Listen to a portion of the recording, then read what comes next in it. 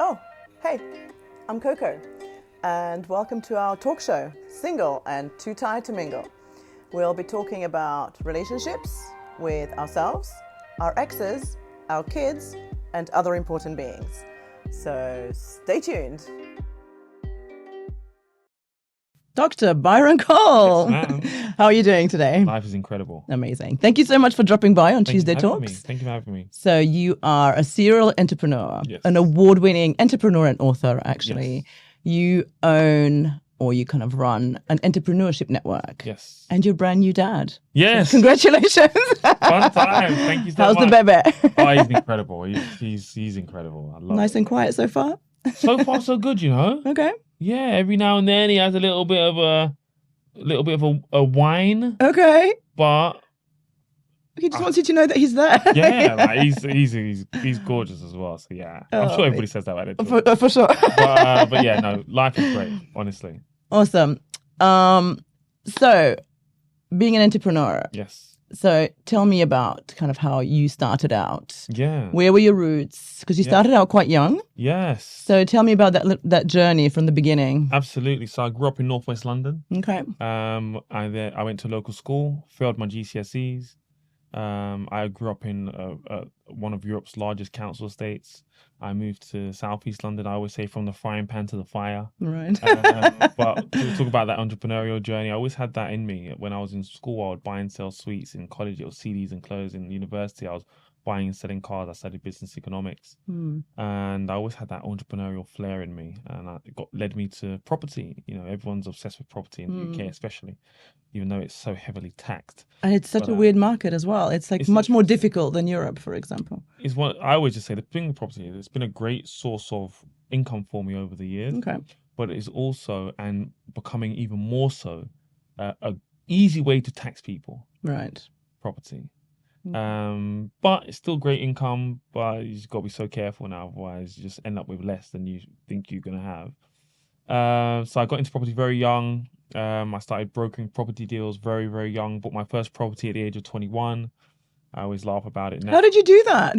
So I was literally brokering so many property deals. Right. Saving up. And it was, how did you get that idea, though? Was, like a 21-year-old just doesn't go and broker property deals. I was obsessed with a show called Homes Under the Hammer. Right. And I would go to the auction houses, and I had no business being there, for those who've heard my story before. And I would go there, and I would just sit there, and I would see Coco bidding on the property, and I was going through the first thing was a research kind of thing. So I was like, okay, what price do they sell for? Yeah. Versus the guide price, because the guide price is always juicy. Yeah. So it reels you in. Yeah. And you're like, you can get this house for £5,000 or whatever it may have been. And then I was recognizing there was an uplift. I don't remember the percentage, but let's call it 31%. And then you're like, okay, cool. So this is what they all go for. Then I was like going to the properties itself that were local to my house, and I was going there like I had any business going there. And I was like, you know, this is house. So have you had any money until then? I had a small amount of money, but not enough to really get in the market. Okay. Then I spoke to some investors, and that was on site at the auction house, and I was like, oh, you just bought this unit. If you do this to it and do that to it, you're going to be able to make this amount. They're looking at me like, oh, who's this kid talking to me? And they said, do I know anybody that will buy these properties? And I was like, no.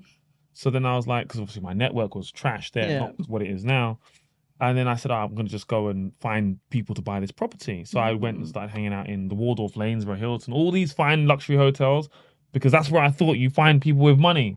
And I would just talk to anybody that looked like they had money. And then I was profiling them as if I was robbing them. But I was profiling them. I was like, yeah, she's wearing a Birkin. That guy's wearing a Rolex. And I would just talk to them. Like, one of the good things about property, especially in the UK, is it's relatively secure. By the time you get your solicitor involved, the conveyancing process means that you're mitigating risk. So even if I couldn't sell something I didn't have. Yeah. Right. So there was very little risk. So that was a good thing. Okay. So if I was offering people, hey, I've got a property that can give you 20% discount on from market value, and they're like, okay. So anyway, I was making money brokering property deals, and I made some money. That's when I bought my first property. And those days were great. You know, it was different to what it is now. You know, 95% mortgages, 90% mortgages were easy. And obviously I bought the property like 138 grand. Like, it's not that much money, 5 and 10%. So, so you were in at a good time. I was in at a good time. Easier time. Right, okay. To what it is now. And unfortunately I sold that property. But if I look back now, it's 3x Easy. Yeah. So fun times. That's how I got into property. Then went into an estate agency business, which actually failed. Yeah, let's talk about that. So it's Yeah. always good to hear about people, making it big and making it happen, but Yeah. life doesn't just go up. Absolutely. So it goes down and then Yeah, up. yeah. So what happened with your failure and how did you Yeah. get yourself out of that and succeed? Yeah. Do you know what? When I invested in that business, it was because I just loved the industry. It was blind faith, Right. almost. They were like, one of my clients was like, Byron, do you want to invest in property? In my estate agency. I was like, yeah, of course. Here's all my money. And then I was like, I left university to go and work in this business because I recognized I wasn't getting the returns I was promised. And then it was really hard. And then we had the credit crunch. Yeah. Like 2008. 2008. And it was hard and it was such a challenge. It was unlike anything I've seen since, whereby every mortgage offer we had on property deal, because I was brokering. Remember, I had a brokering background, so I was helping people as well, getting the finance with my mortgage broker, with our mortgage broker. I was doing the whole thing. Right. Sales progressing, sales manager, every manager, and they pulled all deals overnight. Every bank. It was just insane. It was a car crash. Can you imagine? You've got a pipeline of whatever, and every deal's wiped out. Wow. And that was just like, wow. And then that with a few other things, I didn't qualify my purchase really when I put my money in. Right. And then my business partner at the time was trying to find an exit, and essentially that business failed. And I was like, what am I going to do? And it was tough. It was tough, but I wasn't really, at the time, I wasn't really that like, oh my God. Is it the benefit of being super young and just going for it and not thinking too much? I think I still have the same attitude, to be fair. What can I do? You gotta move on. Yeah. So, and I'm quite proactive and I'm quite a solutions-based person. Okay. So it was like, okay, well, what can I do? Okay, we're going to park that for a minute. We'll park that. So tell me a little bit. Okay, you grew up on council estates. Yeah, talk to me. And then you were becoming more and more affluent. So how did that affect your friends, I guess, that you had there? Yeah. So do you still have old friends or is it purely new friends? I have a mixture. You have a mixture? Yeah, really great question. I would say I have a good mixture. Okay. I remember when I bought my first property and my friend had the same opportunity to buy at the time. And we were selling clothes on eBay and all this stuff. We had some disposable income, both of us. And I was like, I'm going to buy this property. You should also buy a property as well. And I remember him saying to me, because when you get your mortgage offer and it says, well, actually, before the mortgage offer, it's like a know your customer. It's like I don't remember the exact name of the document, but it tells you how much you're going to borrow. Yeah. And how much you're going to overpay. And then he was like, why would you do that? Blah, blah, blah. And now when I look back at that 20 plus years later, he's yet to enter the property market. Look at the uplift that I've had on that. And even if he entered in on that now, he would have generated half. If he entered at that point, would have put maybe 10 grand, 20 grand, whatever. You'd have £500,000 now. Right. And still seeking to get in the property market. So you guys are still friends? I would say at the moment we're friends, but we're not as connected as we once were because we don't share the same. Yeah, correct. I tend to hang out with people that I share similar goals and mindset with, typically speaking. And that commonality. Yeah. What's your common? What do you both share? Sure. Right. So it's like some of my friends, we just watch football together. Right. They're my friends. We just hang out and watch football together and talk about nothing else but football. Some of my friends, we hang out and we talk about nothing else but business and entrepreneurship. So it varies depending on that, depending on your group of friendships. So I do have both the old friends and the new friends, and I manage those relationships accordingly. So yeah. Okay.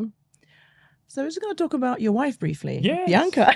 Talk about the superstar. That's it. So you guys are in business together. Yes. Do you share all your businesses or you have some together, some apart? Yeah, so we have some together and some separate. So Right. for the audience who don't know Bianca, let's Bianca introduce her. Miller-Cole, she also is an award-winning entrepreneur. She speaks about personal branding internationally. speaks for the who's who, Facebook, Google, Accenture, PwC, EY, all the largest FTSE 100 brands, and also other brands and kind of smaller businesses as well about the topic of personal branding. I love you guys as a power couple. I think you guys are awesome. And I get to negotiate many of her speaking arrangements and gigs around the world, which is absolutely incredible. Yeah, I love the synergy. How did you guys meet? We met on a yacht or boat on the Thames. On the Thames.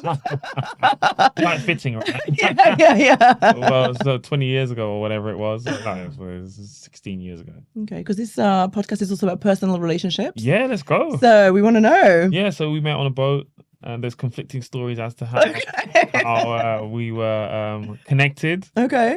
And 16 years later, we are married and a child. And so, yeah, living our best lives, been traveling the world. We want to know the details, though, Byron. How did you meet? Yeah, we met on a boat. But like, did you see her? Did she see you? This is the thing. I say she, if you know Bianca, for those, she's a very determined and driven woman. And my philosophy is she saw what she wanted and she came and got it. Okay. And her philosophy was I did the same to her. So only God knows the truth. Love it. Right? So that's how we met. We met on a boat. And, okay. The rest is history. Yeah. So what I also want to know, and this is something that I think you guys spoke on one of your podcasts about, is obviously you are an established businessman and a character.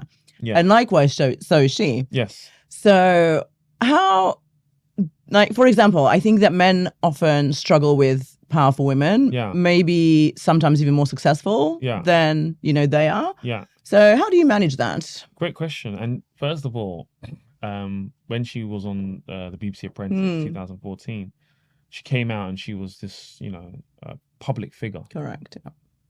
And it's really interesting because when you go to events together as a couple, it's like people don't see you. It's incredible. It's so bizarre. So I didn't have a personal brand then. I wasn't Mr. V self-made then. I was an entrepreneur doing my thing on the side. And only perhaps maybe 7 years ago or so, I got into more about, building my own brand and building my own social media following and so on and so forth. So it's interesting. Then it was her in the limelight doing things publicly. Right. And now it's balanced. And it depends on the environment that we go to, because it might be, hey, you're Mr. B self-made. Yeah, I love your stuff.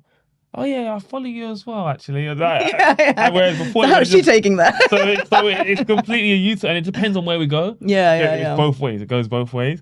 And before, it was like people were borderline rude, like to yourself. How can you? Yeah, because it's like, how can you walk into a room with two people and you only greet one person? Yeah, it's insane, right? Like and this happens all the time. So how did that make you feel? I was right. Like we were there for commercial reasons most of the time. I really didn't care. So, I mean, I'm perfectly okay, like empowering her, putting her forward, showcasing her. I'm okay with it. Some people have said to me, maybe it's because that you can make money or you got the ability, you've got money, whatever it may be. I don't know, but listen, I'm okay. If I got to stop it all tomorrow and let her be the one, she can go and do all the work, be the superstar, I really don't care. But I can understand how it can be intimidating for either sex, potentially, and maybe more so for men, when you've got this rock star powerhouse. And I think the only time it really comes into play is if you haven't got everything in order, if you haven't got your house in order. You're saying as a man? Yeah. Then it might be like, it might be a bit intimidating if you haven't got your house in order. But if your house is in order, but sometimes she's just the breadwinner. If your partner's the breadwinner, actually, I don't know about that. Actually, I don't know. I don't know. I have to.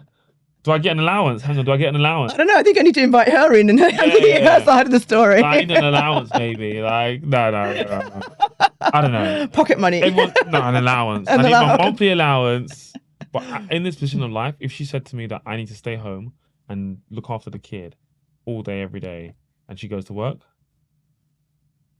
I may strongly consider it. If she can bring the numbers in.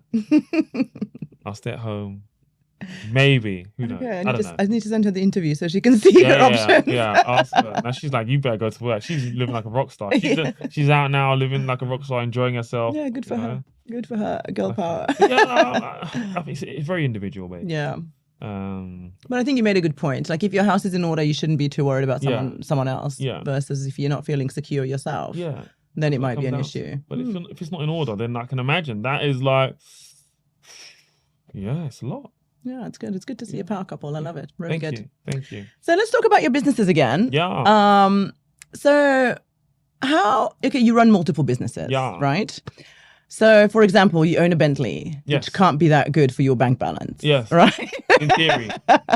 So how do you make things like that? Yeah. How do you capitalize on these things? Yeah, so I own a number of luxury cars, and how I originally got in the market was by having a chauffeur business. Right. Which I don't promote or publicize due to various reasons. But when I originally got in the market, it was a marketing tool for me. Right. So let's rewind. Yeah. First of all, I was like, I want to drive luxury cars and not pay for the pleasure. Perfect. Okay? Yeah. So I was like, I'm going to have myself a chauffeur business. Okay. Fantastic.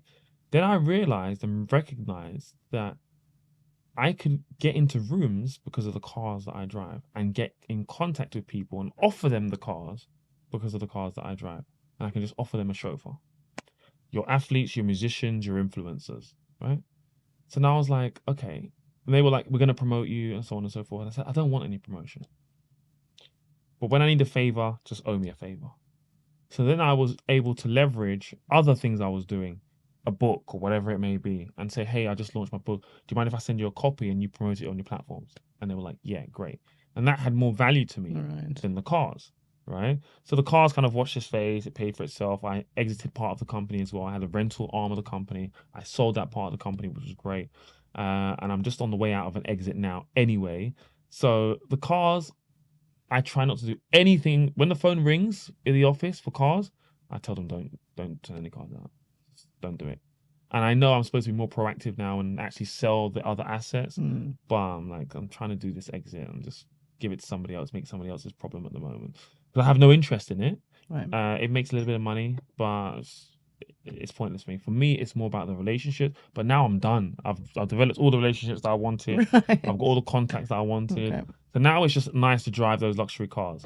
So that's how it originally started. And I don't really talk. You'll never really see on my page me talking about the chauffeur businesses that I've had or exited, because there's always a place and platform for each individual business, and I don't find that a fitting part of my page. But we have our own social media page for that business. Yeah, as an example. So, yeah. Okay, it's interesting that you were saying that you had a car and then essentially they owed you a favor. Yeah. And I've often heard you say you have to pay to play sometimes. What does that mean? Yeah, sometimes you got to pay to be in the room sometimes, you know? So people say, oh, how do I get in the room? Well, they have an event that you can pay to be at. So pay to play. Sometimes you got to pay for someone to be in their presence or to attend their event or for them to help you, whatever it may be. You got to pay to be involved or to play. You know, sometimes you just got to gift somebody something. You know, sometimes some relationships that I've had a fantastic time. I remember one particular couple. I had a fantastic time at one of their events. And I was just so grateful that I was able to experience this event. I sent them like a hamper. Didn't think nothing of it. And, we just developed a loose relationship from there. And then as time goes on, they remember you. Okay. And then you develop a genuine friendship, genuine bond, or whatever it may be. So you have to pay to play. People are saying, oh, I can't get in the room. Well, what are you doing to pay to play? And sometimes it's not a big gesture. Yeah. Christmas is coming. Send them a card. Like, you've got to put your money away. If you're serious and you're committed, do it. Someone just launched a new book. Cool. Brian, I want to buy 10 copies of your book. Cool. Are you okay to sign it? Yeah. Now we're connected. Now we're communicating. Cool, Brian. I've got a podcast I would love for you to be on. This is how relationships are. So you have to pay to play, to be involved. Do not just sit there and think it's going to land at your desk, at your feet. Get involved. Put your money where your mouth is. That's it. You know? So whether that's mentoring, whatever it may be, pay for someone to have a car for their event, whatever. Like I've used as an example, I have 2 season tickets at the Emirates. Right. And I use that when I've been here. sometimes obviously I've been half and half in Dubai. Yeah. I've used that as a strategy to meet people. So I've just said, hey, I've got a spare ticket for this match. Would love for you to join me. Do you know how the feedback has been incredible? And these seats are not no front row seats, right?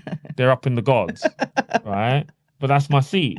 And people are like, yeah, sure. And now you just develop that bond. You might not be able to talk as much business as what you want to, but you're connected now. Now that what's the follow up? Should we go for a drink after the match? Should we go for dinner? Should we? Oh, let's catch up again. Whatever it may be. So you got to pay to play. And that's insignificant for someone you want to do business with. Yeah, correct. It's going to be £60, £70, £80 cost. It's nothing, right? Compared to what they can do for you and your business and whatever else. So, yeah. Yeah, so the entrepreneurs that you'll mentor hopefully know all this. Of course. Hopefully. And I give them the information, but sometimes, your homeworks are sometimes it's a lot, right? quite a lot, yeah. Yeah. The homework's a lot. Yeah. So let's touch on entrepreneurship and your network. Yeah. But tell us first, how did you receive your honorary PhD? Yes. It's an amazing story. So thank you so much. So I studied at the University of Greenwich. I got my degree at Greenwich. And I've always been connected with the university and mentoring and various other It's things. a stunning university, actually. Yeah, great uni. And then I became a board member or the chair. Well, I was a board member. Then I moved to chair of this thing called Enterprise, which is essentially it supports entrepreneurs to get their idea right through to, fruition. We were working with a number of partners and so on and so forth. And we was doing a great job and we was doing great for the university. And I've always been connected, but they recognize not just my role within the university. And like, if they need mentors, I'll get them 20 mentors, 30 mentors. Like, I've got a great network. But not just that, but obviously my services to business, my services to entrepreneurship, my services in terms of philanthropy was recognized. And they said I got this email. Sometimes you're just not expecting something. And I always had that. I always wanted one. I was like, I don't want to study for it. Yeah. There is more than one route to get to the same result. And I didn't want to study for it. Yeah. So I got the email and I was like, I remember I was in Abu Dhabi at the time. And I was like, oh my gosh. It was like, couldn't believe it. Incredible day. We went and got the graduation. Went to the Well, here's the thing. When I went to the graduation, everyone was wearing the gowns, the yellow gowns and stuff like that. So I thought we were all graduating with an honorary degree. Right. I didn't realize that was all the staff and faculty and all the... Oh, I see. So you thought there were actually other... Yeah, it was just me. Yeah. Oh, no way. Yes. Oh, how cool. I was like, oh my God, that is crazy. Amazing. So just me, and I gave this speech, and then everybody else, they were like, come on, get out. We want to go and get our I was stopping them from getting their certificates. But yeah, anyway, it was fun. But yeah, that's how I got my honorary degree. Congratulations. And thank you so much. And yeah, I mean, some people study for it and good for you.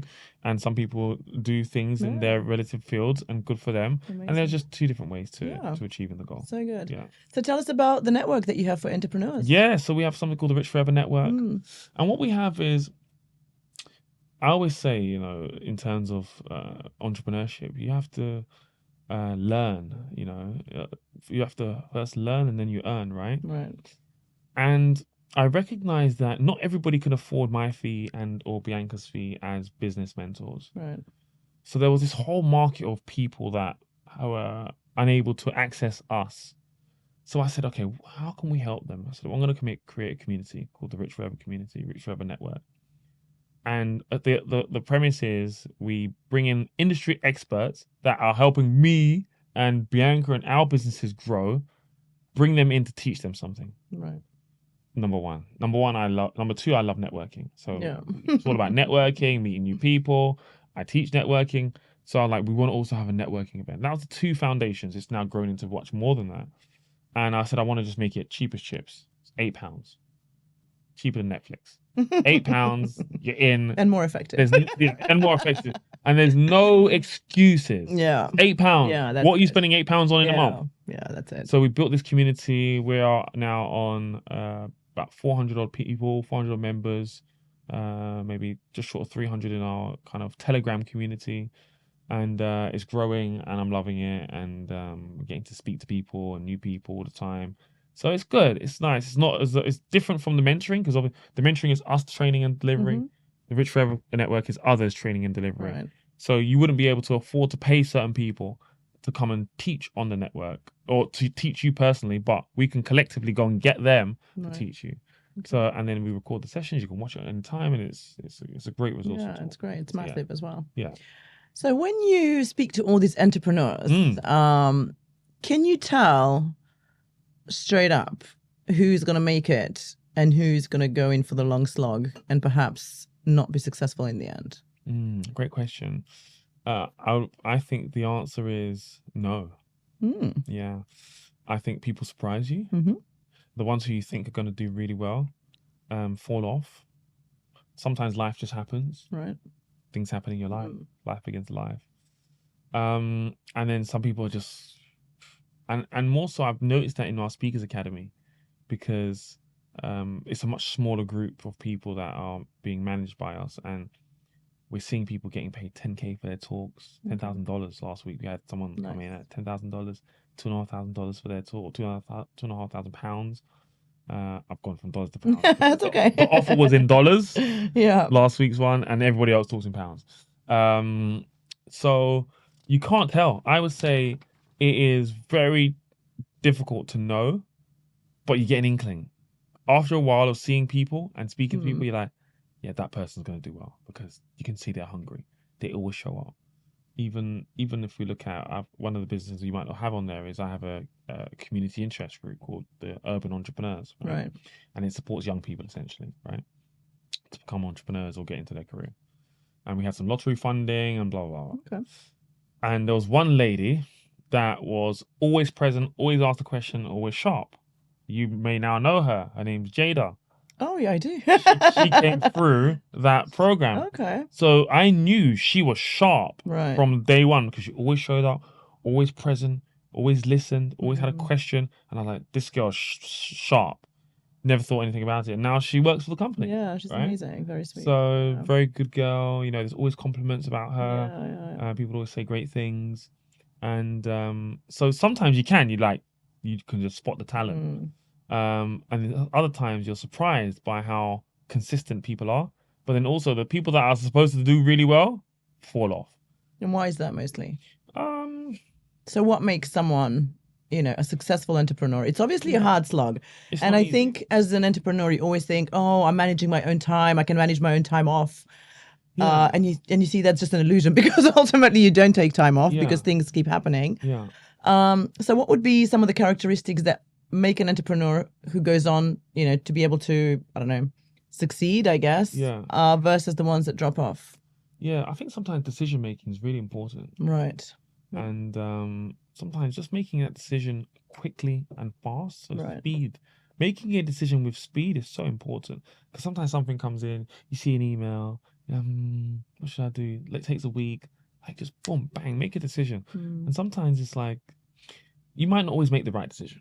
So, but sometimes it's better to at least make a decision versus just make a decision and move nothing on. at all, right? Yeah. This is what I'm doing, standing on it, let's go.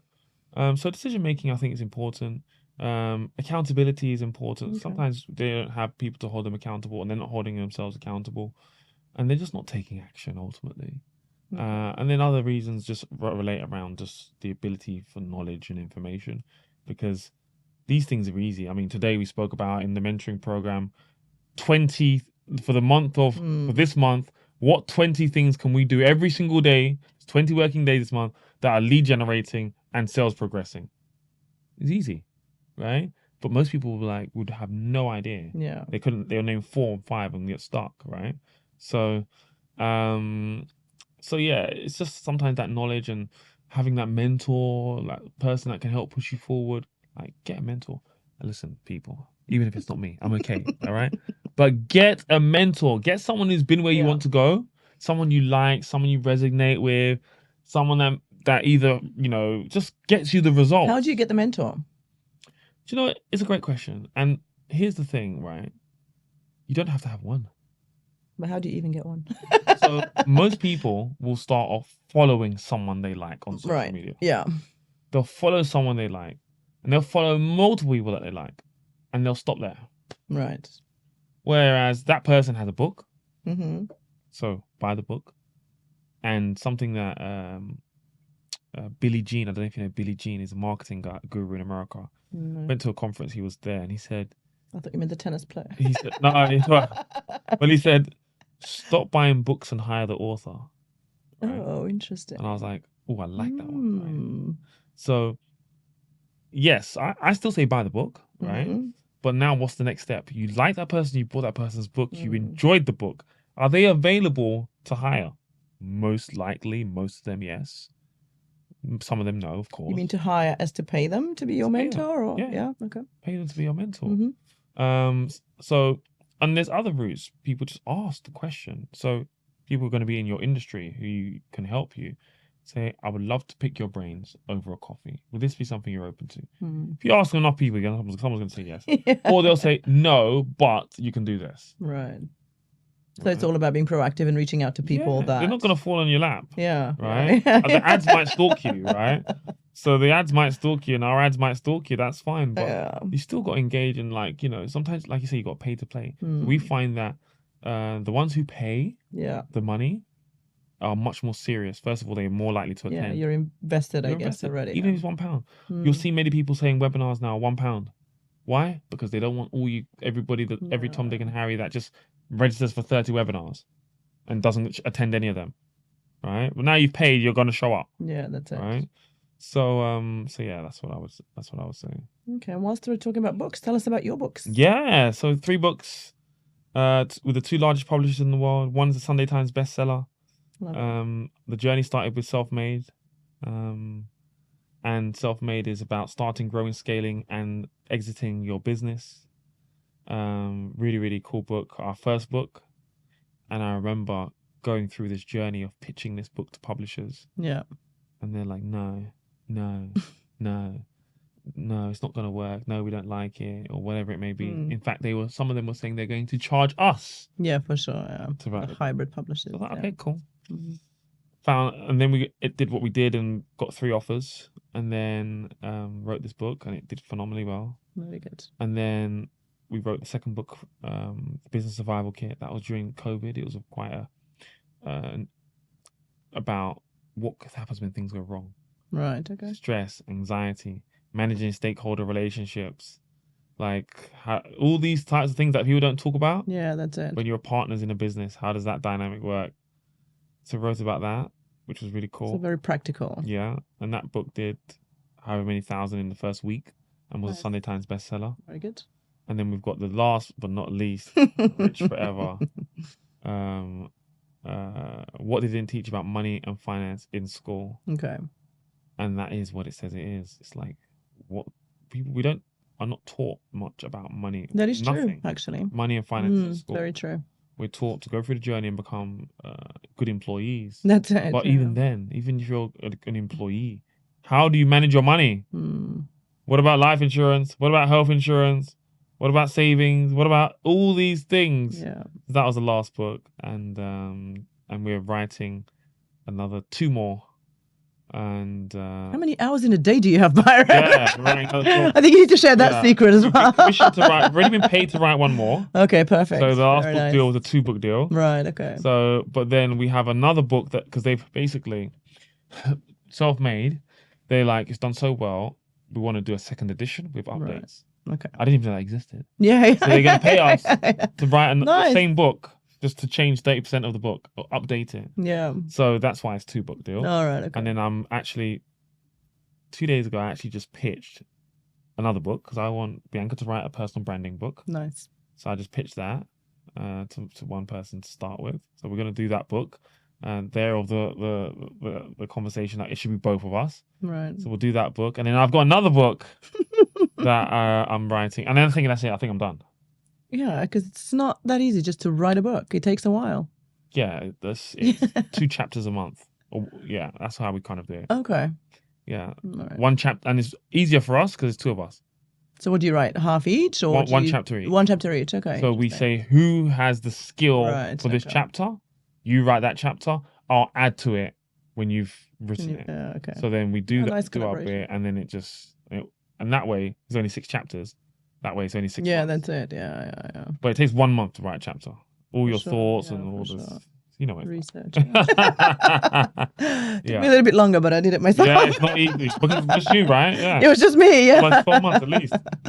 So Yeah. it was a little bit less, but I was very motivated. So Absolutely. I don't even know how anymore. So. Yeah, But when you want it, you do it, No, right? absolutely. Yeah. So really good. A lot of advice. Yes. Can we finish on a nice, positive, upbeat tone for our entrepreneurs who are watching this? How to get it done?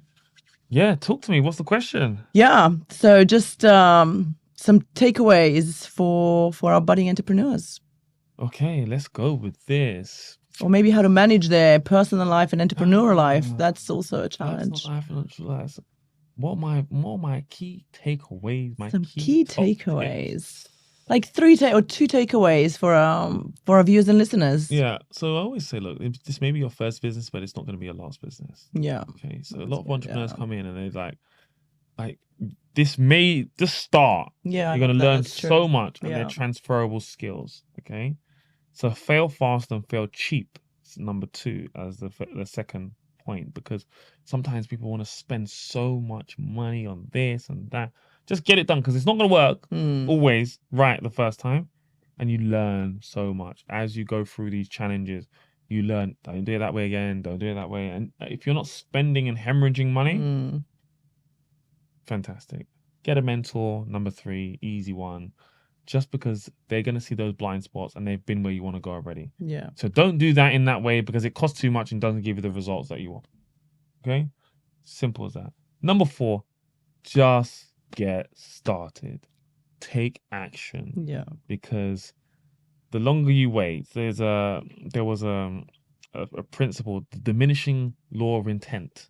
Okay. It says that the longer you take to do something, the less likely you are to actually do it. Right? Correct.